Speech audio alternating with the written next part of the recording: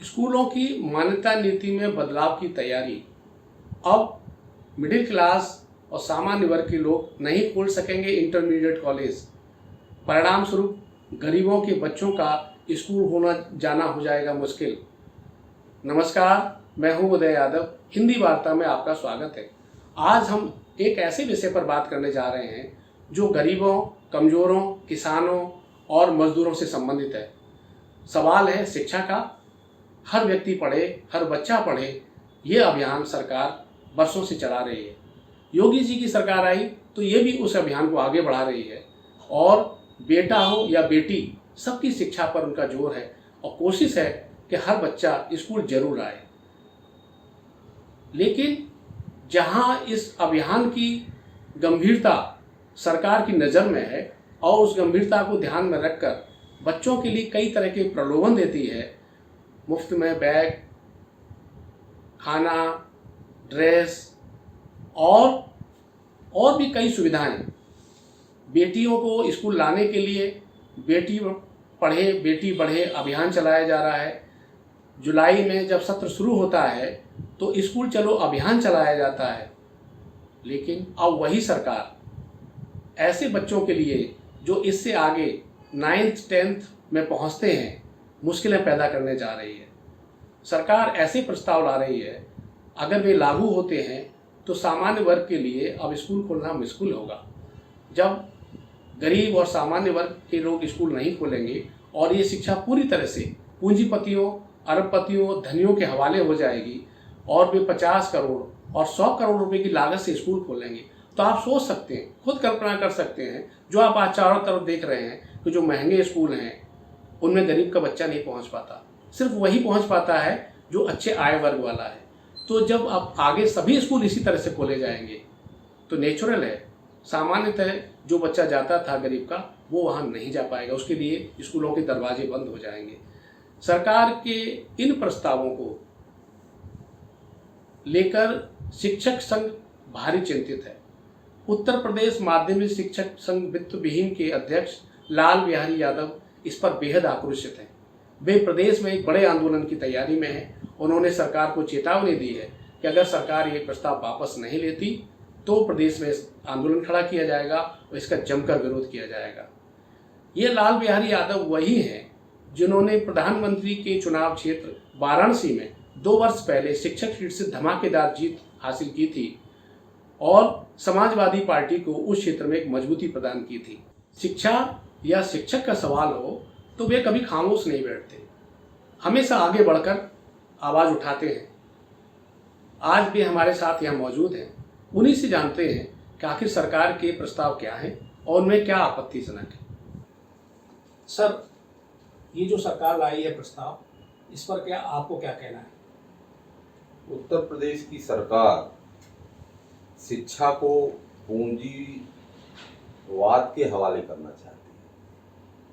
सचिव माध्यमिक शिक्षा परिषद प्रयागराज द्वारा जो 23 अगस्त को प्रस्ताव लाया गया संशोधन का मान्यता की शर्तों में, इतना बड़ा बदलाव जिससे आम आदमी और गरीब आदमी शिक्षा से बहुत दूर हो जाएगा और विद्यालय खोलने के से भी बहुत दूर हो जाएगा, क्योंकि इन्होंने जो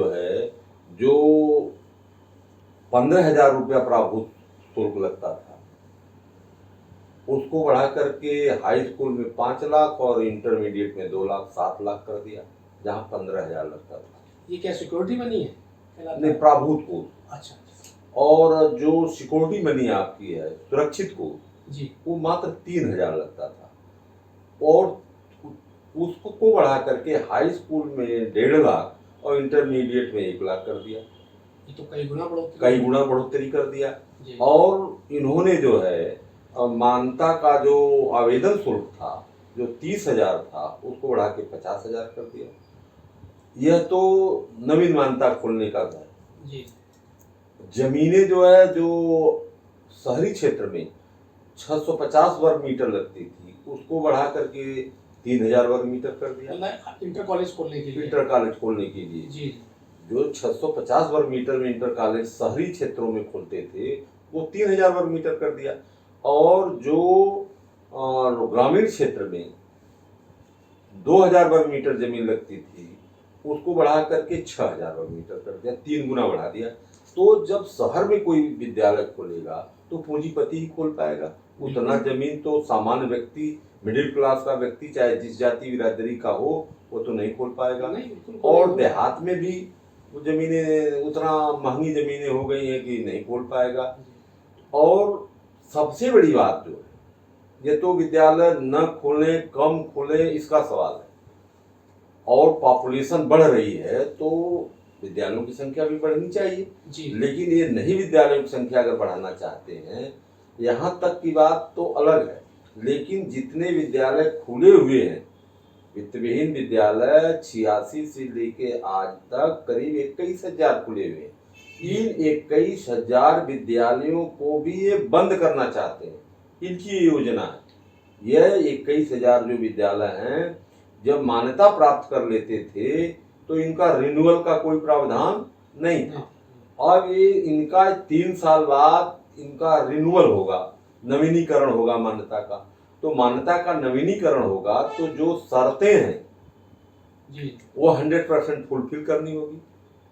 तो जिसके पास 2 कमरे की कमी है, 4 कमरे की कमी है और विद्यालय उसका चल रहा है, तो 4 कमरा बनवाने की हैसियत में है ही नहीं मिडिल क्लास का आदमी, कहाँ से बनवाएगा। और जो प्रबंधक है वो पूंजीपति है नहीं, जो देहातों में विद्यालय चलाता है वो तो सोशल लोग हैं, सामाजिक लोग हैं, जो चंदा से और अपने घर से विद्यालय खोले, मान्यता लिए चला रहे हैं जी। और ये काम किसका कर रहे हैं? समाज को शिक्षा, समाज को दिशा और राष्ट्र का निर्माण कर रहे हैं। ये सरकार का काम कर रहे हैं, काम सरकार का कर रहे हैं और सरकार उनको काम करने नहीं दे रही है।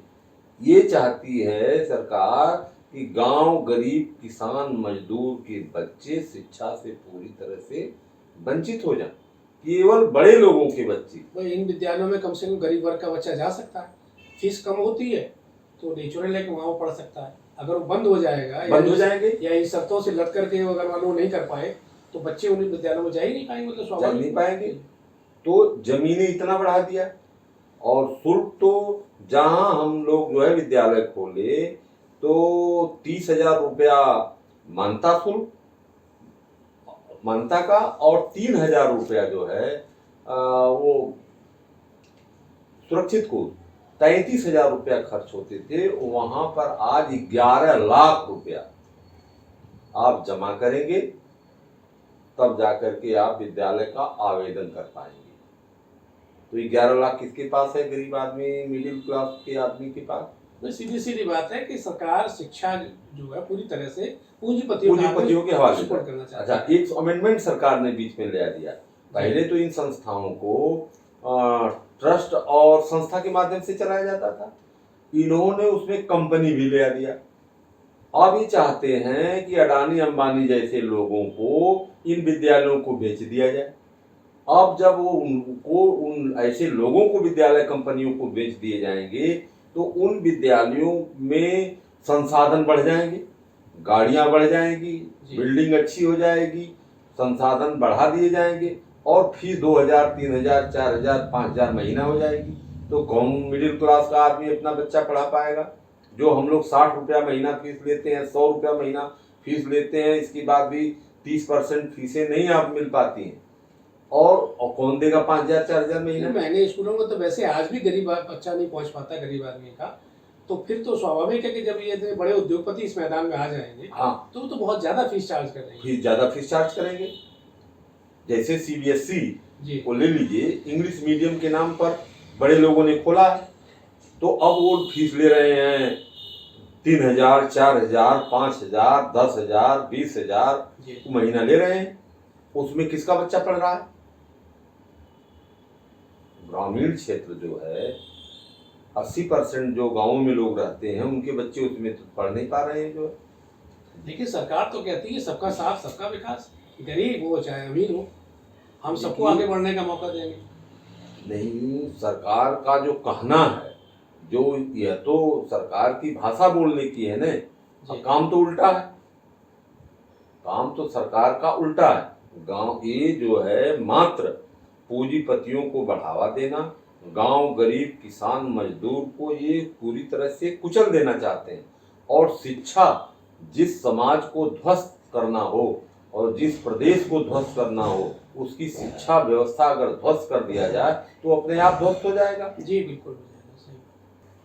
और अभी अभी जो है इन्होंने जो है अभी आज अखबार में एक नई न्यूज हमने पढ़ा है कि जो उत्तर प्रदेश में 21,000 विद्यालय हैं, जो माध्यमिक शिक्षा का 80% भार जिनके कंधों पर है, उन विद्यालयों के प्रबंधकों पर, प्रिंसिपलों पर, चाहे उनके शिक्षकों पर जो है इतना अविश्वास इनको हो गया है कि एक यह केंद्र व्यवस्थापक, सह केंद्र व्यवस्थापक अपना रखते हैं, एक पर्यवेक्षक रखते हैं और मजिस्ट्रेट रखते हैं, वायस लगा हुआ है, फिर कैमरे लगे हुए हैं, इतने संसाधन नकल विहीन परीक्षा के लगे हुए। इसके बाद आज इन्होंने जो है इनका इशारा है कि सरकारी बिल्डिंगों में जो है बोर्ड की परीक्षा कराई जाएगी। तो बोर्ड की परीक्षा सरकारी बिल्डिंगों में कराने का मतलब कि ये वित्तविहीन विद्यालयों को बोर्ड परीक्षा का केंद्र नहीं बनाना चाहता। ये साफ इससे जाहिर हो रहा है। इनकी मंशा पूरी तरह से स्पष्ट हो रही है कि यह जो है वित्तविहीन विद्यालयों के साथ सौतेला व्यवहार कर रहे हैं। और वित्तविहीन विद्यालयों के कंधे पर ही 80% माध्यमिक शिक्षा अब तक चल रही थी, जिससे इनकी स्थिति जो है, सरकार की जो मंशा है, वह वित्तविहीन विद्यालयों और शिक्षकों की जो दुर्दशा है, पूरे उत्तर प्रदेश नहीं, देश नहीं, पूरे विश्व में इतना हायर क्वालिफाइड समाज 2,000, 1,000, 3,000 रुपया महीना में जो है काम करता है, समाज को शिक्षा देता है और प्रबंधक सारी व्यवस्था दे रहा है शिक्षा की जिम्मेदारी किसी प्राइवेट व्यक्ति की नहीं है संविधान में। यह तो व्यवस्था सीधे सीधे सरकार की है। सरकार का काम प्राइवेट व्यक्ति हमारा प्रबंधक कर रहा है, उसको जहाँ इनको प्रोत्साहित करना चाहिए वहाँ ये प्रोत्साहित न करके उसको डिमोलाइज कर रहे हैं और विद्यालय बंद कर देगा।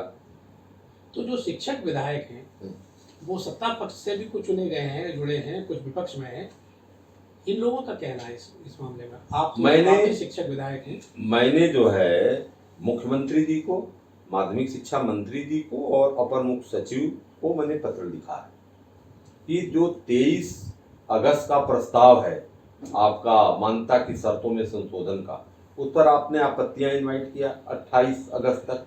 28 अगस्त तक जितनी आपत्तियां आई हैं 100% इस प्रस्ताव के विरोध में है कि पुरानी व्यवस्था बहाल रखी जाए, इस व्यवस्था को, संशोधन को वापस लिया जाए। तो उसको संज्ञान में लीजिए। और 8 शिक्षक विधायक जो चुन करके शिक्षा के क्षेत्र में आते हैं तो उनसे आप राय लीजिए और लिखित राय लीजिए उनसे। ये राय नहीं कि यहाँ जवानी कह दें कि हाँ वापस लीजिए, आड़ में लिख करके दे दें कि नहीं इसको लागू कर दीजिए। ऐसे भी लोग, कुछ लोग हैं जो है जो वोट लेने के नाम पर वित्तविहीन का नाम सदन में लेते हैं और जब सदन के बाहर सरकार के बीच में जाते हैं तो वह जो है उल्टा लिख करके दे देते हैं। तो हमने सुझाव दिया सरकार को कि 8 शिक्षक एमएलसीओं की जिम्मेदारी शिक्षा के प्रति और शिक्षा के क्षेत्र से चुन करके आते हैं, तो उनसे लिखित प्रस्ताव लीजिए सबके साथ बैठा करके कि सबकी क्या राय। तो अगर प्रबंधक और प्रिंसिपल लोगों ने अगर लिख करके 100% इसको वापस लेने की बात किया है और 8 शिक्षक एमएलसी अगर लिख करके दे देते हैं कि संशोधन को वापस लिया जाए, तो आप इसको वापस लीजिए। अगर आप ऐसा नहीं करते हैं तो मजबूर होकर के हमारा जो संगठन उत्तर प्रदेश माध्यमिक शिक्षक संघ का वित्तविहीन गुट है, यह जो है आंदोलन के लिए बाध्य होगा।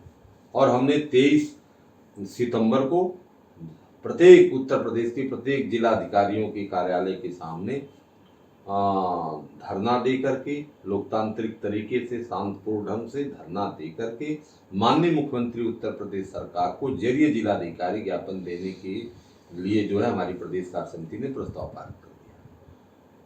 इसके बाद भी अगर ये नहीं उसको संज्ञान में लेते हैं वापस नहीं लेते हैं तो फिर प्रदेश कार्य समिति ने निर्णय लिया है कि हम जो है 25 नवंबर को विधानसभा का घेराव करेंगे और इस पर जो है प्रबंधक और प्रिंसिपल और शिक्षक सभी लोग एक होकर के, और इसमें दलीय सीमाएं भी समाप्त हो जाएंगी।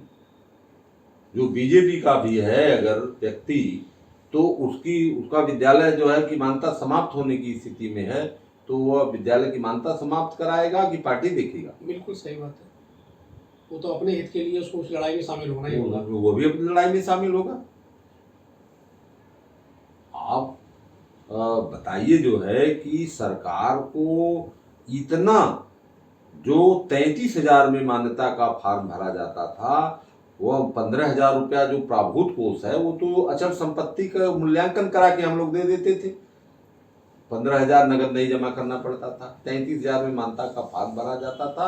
आज 11 लाख रुपए देने हैं। जमीन का भाव इतना महंगा है देहात में चाहे शहर में कि कोई खरीद नहीं पाएगा आम आदमी जो है।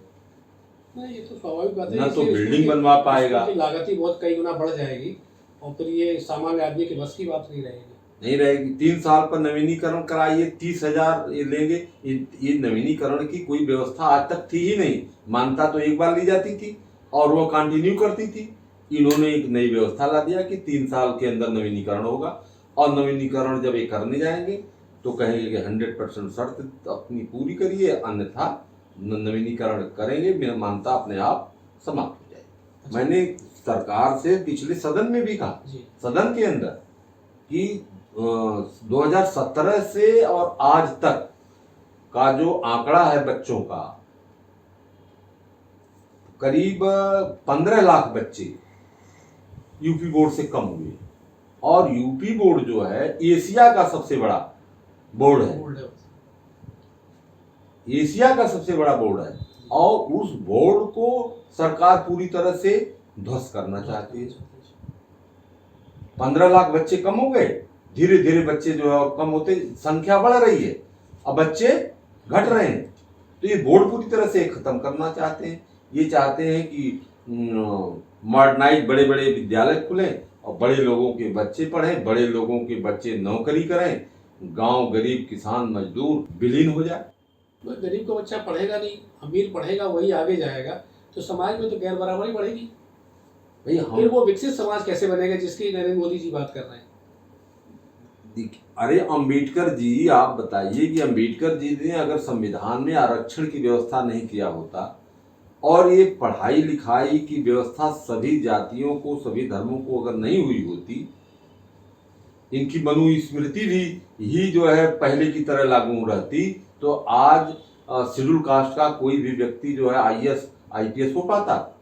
बैकवर्ड क्लास का कोई भी व्यक्ति जो है IAS IPS हो पाता? नहीं हो पाता।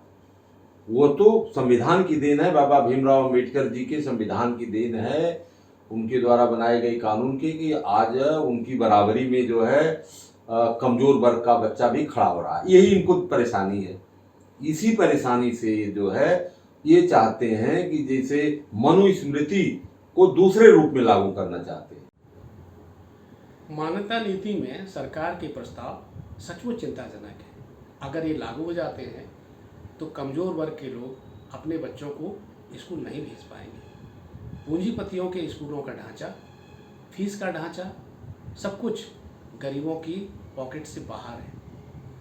हम उम्मीद करते हैं कि योगी सरकार की मंशा गलत नहीं है। वे गरीबों के लिए स्कूलों के दरवाजे बंद नहीं करेंगे। दरवाजे खुले रहेंगे, सभी पढ़ेंगे और सभी आगे बढ़ेंगे। मिलते हैं अगले वीडियो में, तब तक के लिए नमस्कार।